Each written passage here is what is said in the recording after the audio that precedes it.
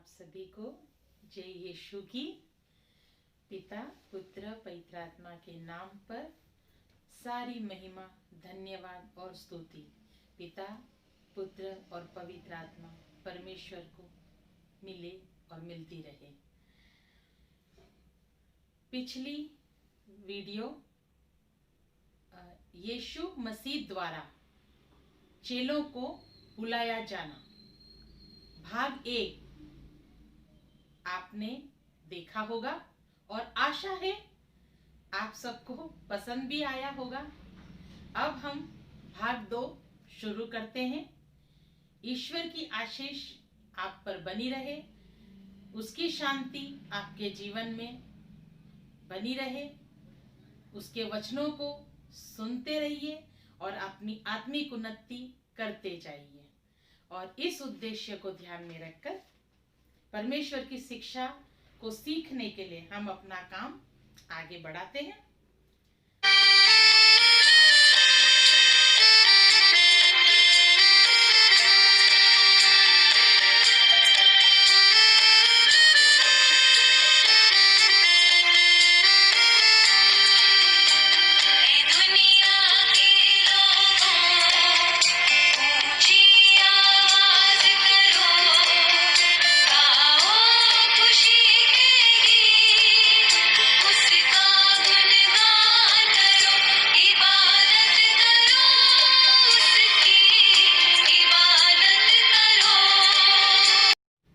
Romeo के नाम संत पौलुस का पत्र 8वां अध्याय 30वीं पंक्ति। उसने जिन्हें पहले से निश्चित किया उन्हें बुलाया भी है, जिन्हें बुलाया उन्हें पाप से मुक्त भी किया, और जिन्हें पाप से मुक्त किया उन्हें महिमावंत भी किया है।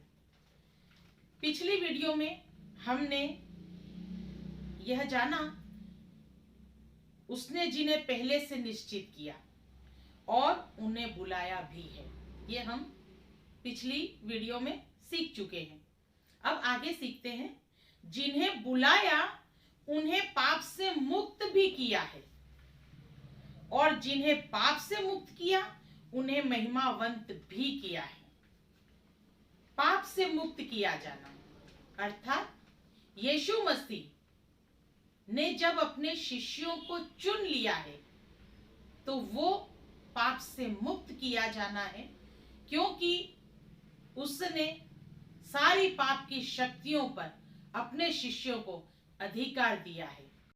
परमेश्वर के इन वचनों को समझने के लिए आइए हम सुसमाचार पढ़ते हैं। संत लूका रचित सुसमाचार का अध्याय 6 की आयत 12 से लेकर 16 तक। उन दिनों में वह पहाड़ पर प्रार्थना करने गया और परमेश्वर से प्रार्थना करने में सारी रात बिताई। जब दिन हुआ तो उसने अपने चेलों को बुलाकर उनमें से 12 चुन लिए और उनको प्रेरित कहा, और वे ये हैं शमौन जिसका नाम उसने पतरस भी रखा, और उसका भाई अंद्रयास, और याकूब और यूहन्ना, और फिलिप्पुस और बरतुलमै, मत्ती, थोमा और अल्फाई का पुत्र याकूब, और शमौन जो जेलोतेस कहलाता है, और याकूब का बेटा यहूदा, और यहूदा इस्करियोती जो उसका पकड़ने वाला बना। अभी हमने सुसमाचार में पढ़ा कि संत लूकस रचित सुसमाचार के 6वें अध्याय की 13वीं पंक्ति पे हमने पढ़ा कि दिन होने पर उन्होंने अपने शिष्यों को पास बुलाया और उनमें से 12 को चुनकर उनका नाम प्रेरित रखा। ये प्रेरित चुने गए थे और इन्हें नाम मिला था प्रेरित। प्रेरित अर्थात क्या? विषय को हम अच्छी तरह से समझना चाहेंगे। इस शब्द के विषय का ज्ञान लेकर अपनी आत्मिक उन्नति करेंगे। प्रेरित अर्थात क्या? वे साक्षी थे। संत योहन का अध्याय 15 की आयत 27, और तुम लोग भी साक्ष्य दोगे क्योंकि तुम प्रारंभ से मेरे साथ रहे हो। शिष्यों ने ईसा को देखा था, उनका बपतिस्मा होते देखा था, उनके द्वारा किए गए चमत्कार व चंगाई के वे साक्षी थे। उनके बपतिस्मा के समय से उनके साथ रहकर उनकी मृत्यु व उनका पुनरुत्थान को उन्होंने देखा सुना था। जीवन की अंतिम घड़ी अर्थात अंतिम भोज, पास्का भोज, उसमें वे 12 शिष्य उनके साथी थे। बाद में विपत्ति की घड़ी आने पर वे घबराकर तितर बितर हो गए थे। शिष्य यीशु मसीह के साथ उनके सेवा कार्य में शुरू से जुड़े थे और अंत तक उन्होंने देखा था सब चीजों को, सारी घटनाओं को, चमत्कार, चंगाई, शिक्षा सुनी थी और सारी चीजों को देखा था, इसलिए वो साक्षी थे उन चीजों के। वैसे तो इजरायली प्रजा भी इन सब चीजों की साक्षी थी क्योंकि भीड़ के भीड़ उनके पीछे चलती थी, पर अलग अलग समय पे, अलग अलग स्थान पे, अलग अलग घटनाओं के सब साक्षी थे। किसी ने उनकी चंगाई देखी थी, किसी ने उनकी शिक्षा सुनी थी, पर 12 शिष्यों ने तो इन 3.5 वर्षों की सभी घटनाओं के वो साक्षी बने थे। और ये प्रेरित साक्षी तो थे परंतु वे शिष्य थे। ईसा से शिक्षा पाने के कारण वे ईसा के शिष्य कहलाए। शिष्य उन्हें रब्बी अर्थात गुरुवर कहते थे। शिष्यों ने 3.5 वर्ष उनके साथ रहकर उनके वचनों को सुनकर उनसे शिक्षा प्राप्त की थी। शिष्यों ने ईसा की संगति में जो कुछ देखा सुना वह सब कुछ अपने पत्रों द्वारा और सुसमाचार के द्वारा हम तक पहुंचाया है। तुम किसी को पिता या गुरु मत कहना क्योंकि तुम्हारा एक ही पिता और एक ही गुरु है। ईसा ने ऐसा कहा क्योंकि ईसा से हमने सच्चे धर्म और सत्य की शिक्षा पाई है।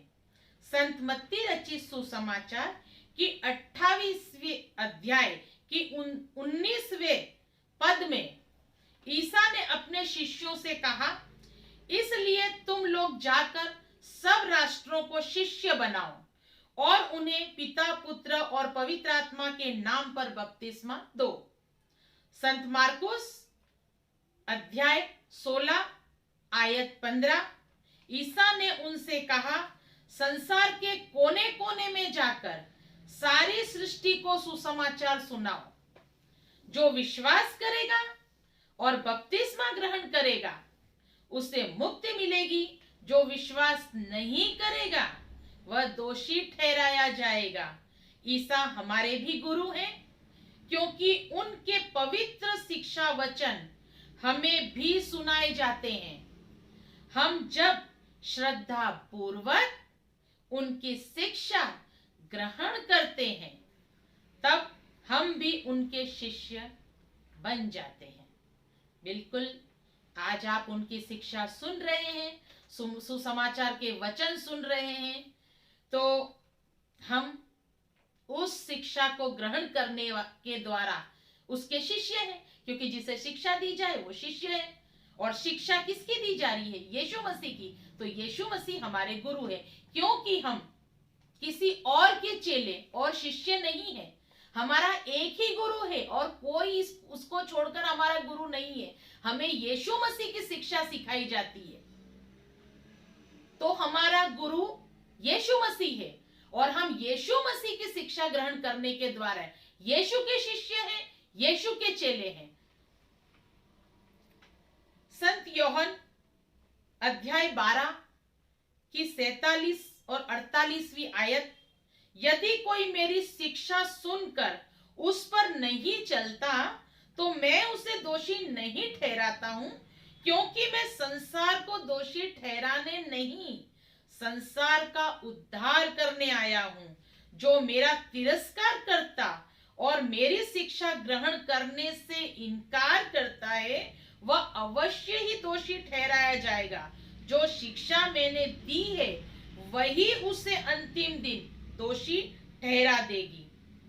संत योहन 17 अध्याय की 14वीं आयत में, मैंने उन्हें तेरी शिक्षा प्रदान की है, तू सत्य की सेवा में उन्हें समर्पित कर, तेरी शिक्षा ही सत्य है।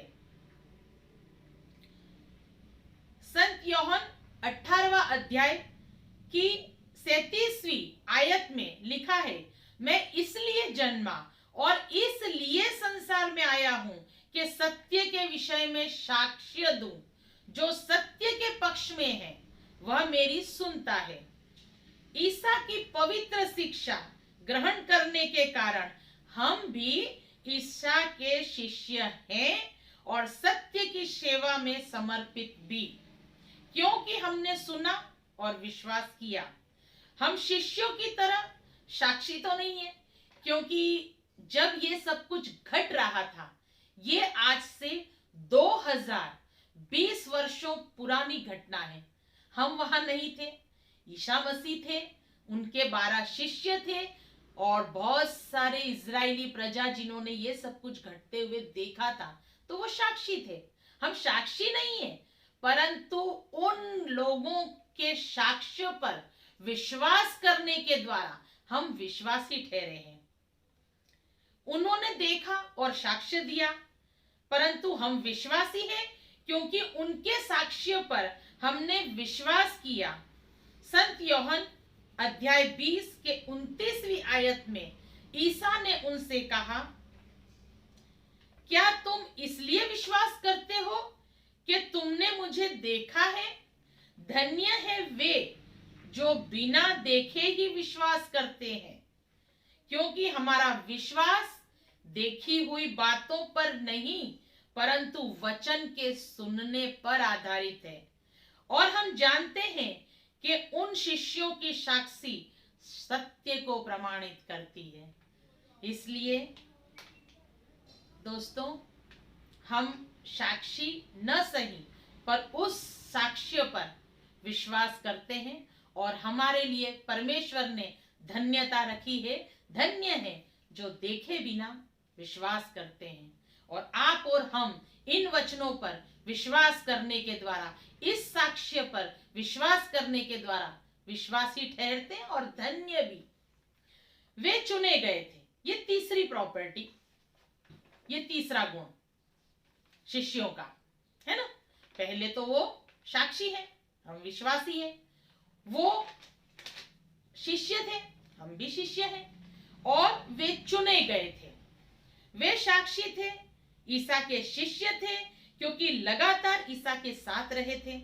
इन 12 शिष्यों ने ईसा के साथ के लिए अपना घर परिवार, व्यापार, अपना देश, सब कुछ त्याग दिया था और लगातार उनके साथ रहकर उनकी सेवा की थी।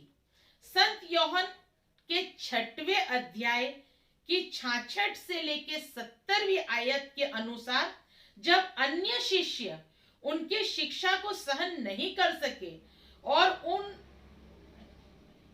शिक्षा को कठोर शिक्षा मानकर ईसा को छोड़कर चले गए, तब ऐसे में शिष्यों ने ईसा में अपना पूर्ण विश्वास दिखाया और उनका साथ नहीं छोड़ा। इतना ही नहीं, परंतु यह भी माना कि ईसा के वचनों में अनंत जीवन है और वे परमेश्वर के भेजे हुए परम पावन जन है।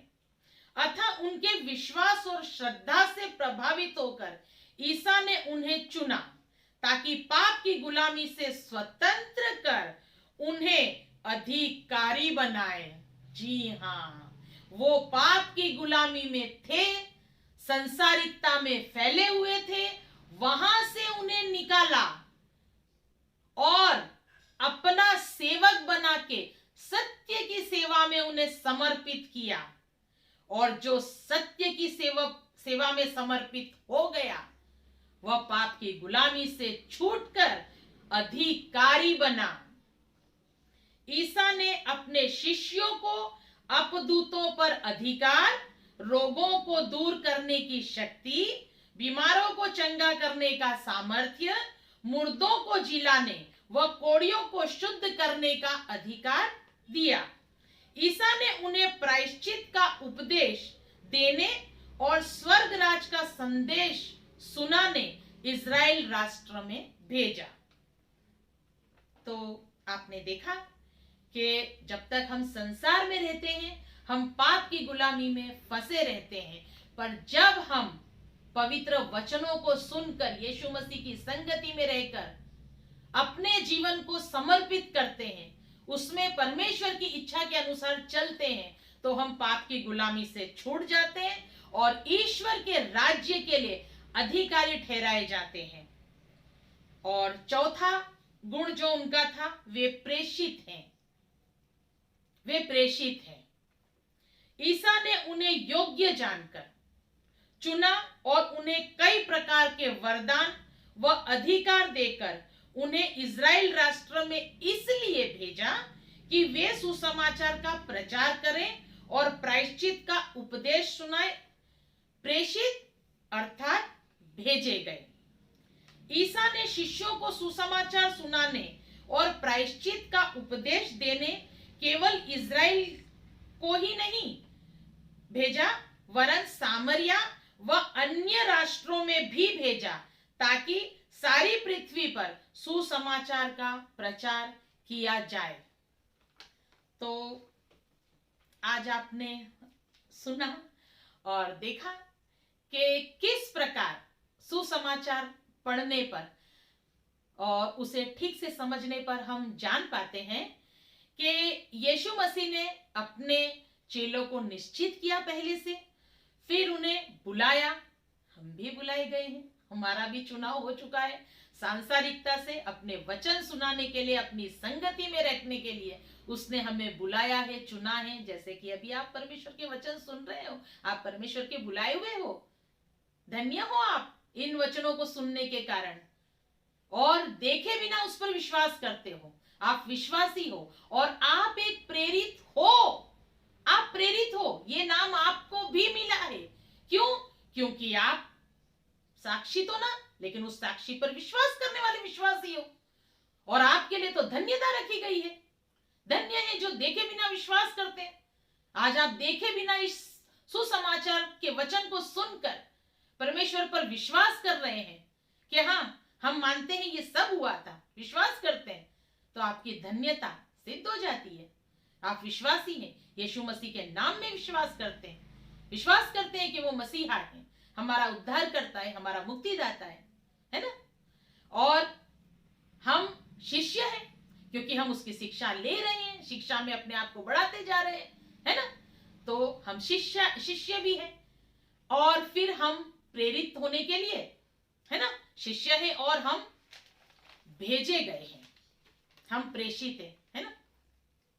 हम प्रेषित हैं, हम चुने गए हैं अधिकार देकर, क्योंकि जब हमारा चुनाव होता है मंडली की सेवा के लिए, है ना, खलीसिया की सेवा के लिए जब हमारा चुनाव होता है, ये चुनाव परमेश्वर करता है कि मैं किसको भेजूंगा, अपनी सेवकाई के लिए मैं किसे चुनूंगा, किसे भेजूंगा। तो परमेश्वर जब अपने लोगों को चुन रहा है, पहले शिक्षा देके उन्हें शिक्षित कर रखा है, फिर अपनी मंडली को सिखाने के लिए उनको भेज रहा है। तो हम चुने भी जाते हैं, हम पाप से मुक्त भी किए जाते हैं, और अधिकारी ठहराए जाते हैं ताकि कलीसिया की आत्मिक उन्नति के लिए हम सेवा कार्य कर सके। और हम प्रेषित हैं, हम भेजे जाते हैं गली गली गांव गांव लोगों में उसका सुसमाचार सुनाते हैं, है ना।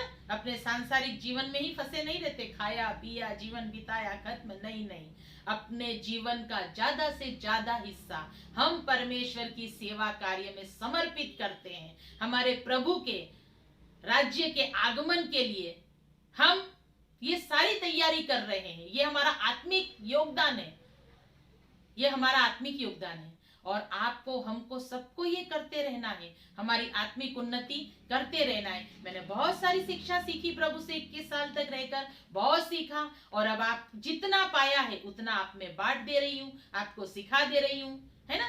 तो आप भी सीखते रहिए, बढ़ते रहिए। और आज आपने एक शब्द जो कहा गया था कि उन्हें प्रेरित नाम दिया, शिष्यों को चुना और उन्हें प्रेरित नाम दिया। तो प्रेरित क्या होते हैं आज आपको समझ गए कि उनके 4 गुणों को मैंने यहाँ बताया। वे साक्षी है, वे शिष्य हैं, वे चुने गए हैं और वे प्रेषित हैं। और ये चारों गुण जो होते हैं एक प्रेरित में होते हैं। ये गुण है, इसके अलावा बहुत सारी चीजें होती है, पर ये मुख्य है, उनका उद्देश्य ये होता है उनको शिक्षा देना, शिक्षा में बढ़ाना, उनको भेजना ताकि वो सेवकाई का कार्य करे, मंडली को बढ़ाने का काम करे, पवित्र आत्मा के लिए फल उत्पन्न करे, है ना। तो मुझे लगता है कि इन वचनों के द्वारा आपको आनंद मिला है, आत्मिक शांति मिली है, आपकी आत्मिक उन्नति हुई है, और ईश्वर अपनी आशीष आप पर बनाए रखे। आप उसके वचनों में बढ़ते जाइए, ईश्वर की आशीष आप पर बनी रहे। आमीन। पिता पुत्र पवित्र आत्मा के नाम पर आमीन।